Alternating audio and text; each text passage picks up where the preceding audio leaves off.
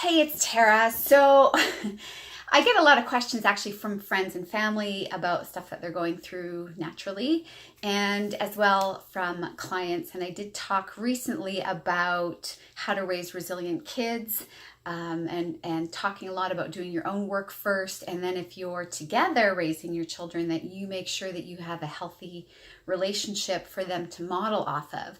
And those two things are really important, but 50% of the people I know and work with are not raising kids together. They are divorcing or divorced or separated, and that brings a whole new level of activation. So even though kids are really resilient, kids are still picking up all of your activation with whatever emotions and overwhelm and trauma that you're going through with the separation and divorce. So they're picking up on all of that unconsciously. And it's going to impact them in a whole bunch of different ways. It doesn't have to be behaviorally. It could be their sleep is disrupted. It could be they start getting nervous about things they didn't used to be nervous about. Or it could be low-level stuff that you might not even pick up on, that shows up over time. So some things that you can do, I did write a whole article that Mind Body Green published a couple of years ago on kind of the rules of engagement for people that are separating and divorcing. So I recommend reading that. But two of the big questions that I get typically are around how to reduce the level of activation or deal with what's going on with the kids, but also in terms of moving on, how to move on in a way that's healthy for the kids. And these are two areas where what most people are doing isn't what's really optimal for the kids, but because kids can handle it or they seem resilient, parents kind of start moving on with their lives in a way that might not be best for their overall kids' activation, especially if you have kids that are showing signs of anxiety or insecurity, or their sleep is changing, or they're regressing into some old behaviors. You want to look at the level of activation in the household. One of the biggest things is that so people separate, physically separate when they divorce. And with that, then kids have to go, they get bounced. They go from one house to another. And sometimes it's 1 week at a time, 1 week here and 1 week there, and that does give kids a little bit of time to kind of settle. But if you think about any time you travel or that you go to a new bed, how hard it is to sleep in a new bed, even as you become comfortable with it, you're physically picking yourself up, moving to another bedroom, to a new environment, and then trying to settle there. And so when your geography is unstable or variable, these little kids that really rely on structure as well as stability and safety, typically they feel that in one house. Ideally, and most people can't make this work, but ideally the kids would not bounce, the parents would bounce. Your relationship didn't work for whatever reason. It's healthier for you guys to bounce back and forth than it is for the kids to be picked up, moved to a different house. Even harder if it's like a day on or a couple days on and then a couple days off, or it's fragmented like that, or if it's in the middle of their week, in the work week, in their school week. To go from one house to another is going to be kind of constant activation back and forth as they bounce back and forth. They're uprooted, they settle, they could just get settled, and then they have to uproot and go back to the other parent's house. Each parent is parenting differently or different rules, but different energy for sure. Even if the co-parenting is really solid, different energy from different parents. So again, individual work is key. If you are feeling activated, your kids are picking up on that regardless of where they are. Ideally, kids wouldn't do near the amount of bouncing that they do when they're divorced. In a perfect world, they would get to stay in one house and the parents would come and go. The second thing is moving on. So you don't want to be with that person anymore. You can't make it work, and you have a right to move on.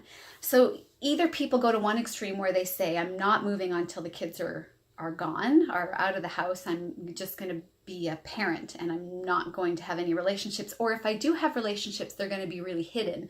And I did that for a really long time, mostly because the people that I was dating weren't worthy actually of meeting my kids, or they hadn't lasted long enough. So here's the mistake that I see people meeting. They start a new relationship and they introduce the kids too soon. And they introduce the kids before they've even talked to the kids about the fact that they will be moving on with other partners and what that would look like and what they could expect from that. So first and foremost, after the dust has settled a bit, talk to your kids together or separately or however that's going to look but agree how you're going to introduce people to the kids and how your dating life is going to look. You should not introduce your kids to new people, whether you just call them friends or not. And that's what I did. Everybody was a friend, but they were used to me having male friends. So it slid under the radar because they were also really young. Looking back, wasn't the best way to do it because I'm still introducing them to new people. You should ideally meet new people, date them privately, date them when you don't have your kids. And there's no excuses because I had my kids 24/7. I found a way to date people without introducing them to my children. So I really protected the bubble of our family.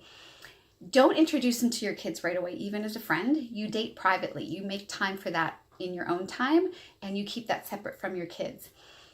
If that relationship lasts 6 months, so 6 months is when some of those lusty, I'm in love, oh my gosh, you're the one, chemicals wear off, and you start developing a long-term relationship, longer term, deeper meaning. There's potential that it will last longer. I would say ideally a year. I would say ideally wait up close to that year mark before you introduce your kids to any of your partners as anything. 6 months is a bare minimum. Anything before 6 months, I feel, is really irresponsible because you don't even know what that relationship is going to be like. And it's convenient to introduce your kids. I highly advise against it. So wait longer. Protect the relationship with your kids and this new partner. Wait a little bit longer till there's a little more stability. And at that point, then when you introduce your kids, it shouldn't be a surprise to them. You should have already had the conversation that says, your dad and I or your mom and I are not going to be together anymore. We're not getting back together, because that's really confusing when parents try and soothe their kids by holding out hope that maybe it'll work out. Don't do that.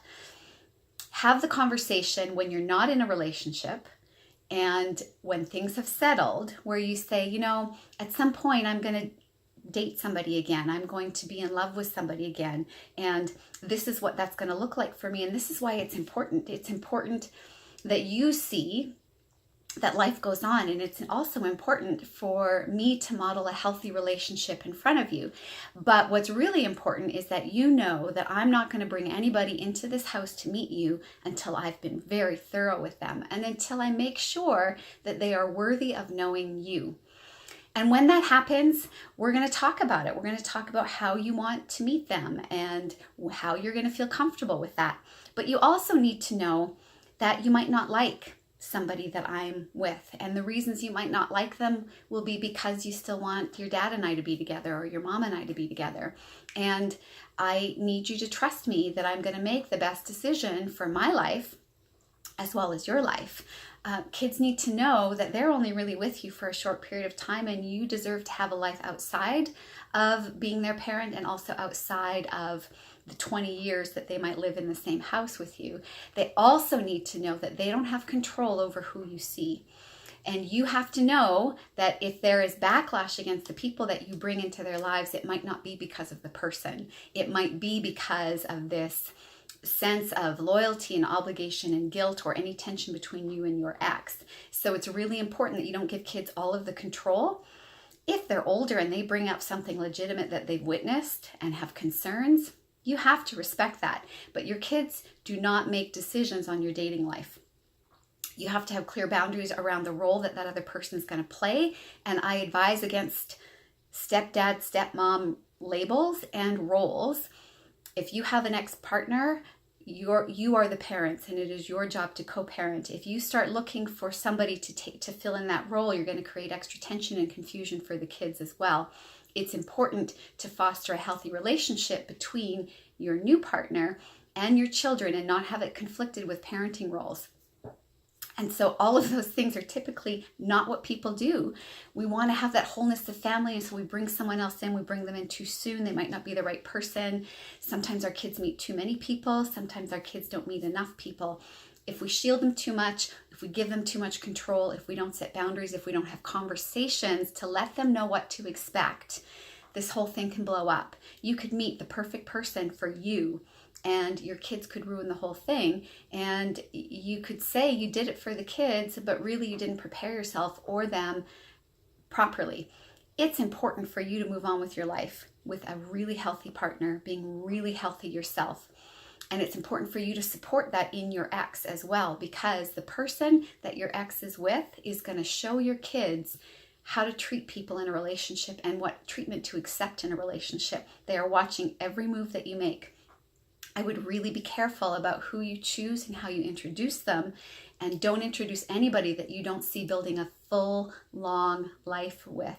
Have really clear roles on that and let the kids know what to expect. Also let them know you're there for them to talk to, but they don't have control over who you end up with, because kids can manipulate and use that against you in hopes that maybe they can bring you and your ex-partner back together again. That, and be really cautious about blended families. Lots of people have kids of their own, and often we think, oh, it's going to be great if I have a boy and a girl and they have a boy and a girl and they're the same ages, and that's going to be amazing. What you get is divided loyalty. What you get is resentment. What you get is territorialism. What you get is up to 8 people or 10 people that all have to get along and work together and live together at different times with people coming in and out.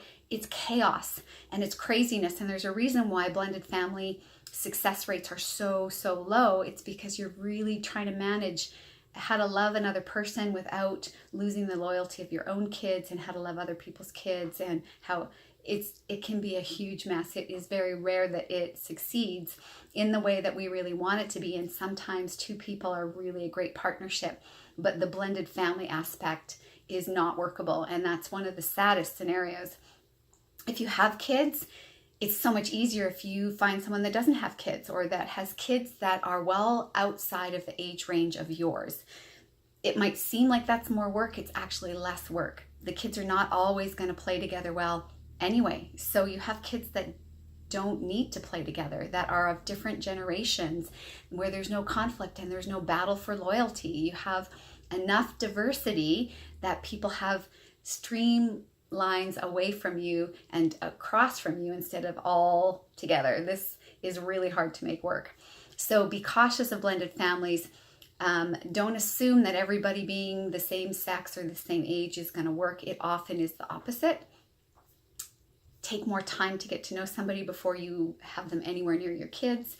Talk to your kids well in advance of having them introduce anybody about what dating as an adult is going to look like and how that's going to impact them, and that they can expect that you're going to be with somebody else sometime. All of these things are really important, and they're mostly neglected, which is why this is a 13-minute video on parenting after separation or divorce. Minimize how much those kids are bouncing around.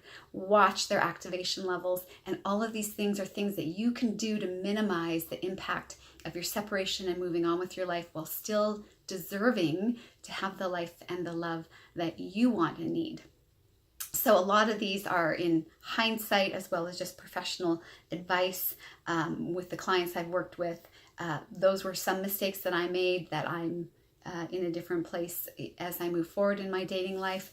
But for you, if I had known this 15 years ago, this would have been a lot smoother for me. So I encourage you to look at putting the kids first in so many areas of this, and to be able to hold back a little bit in kind of where you want to leap too fast. But also don't give the kids so much control that they control your destiny and who you want to be with and how your life moves forward. So there's a balance there of how to keep this healthy and how to keep them less activated. I hope that this has been helpful. It's no easy task, and it's full of emotion, and it's full of so much complication. It's why the success rates for all of it are so low. But these are some things that you can do to try and improve your odds so that everybody can have a healthy life and see what it looks like to be in and witness a healthy relationship. There's so few of them. If you find an opportunity to have health in a loving relationships that your kids can model off of, you got to go for that and support it, but you got to do it in really intentional, thoughtful ways. Have any questions about this? Love to answer them. Check in anytime. Until next time, I hope you're well.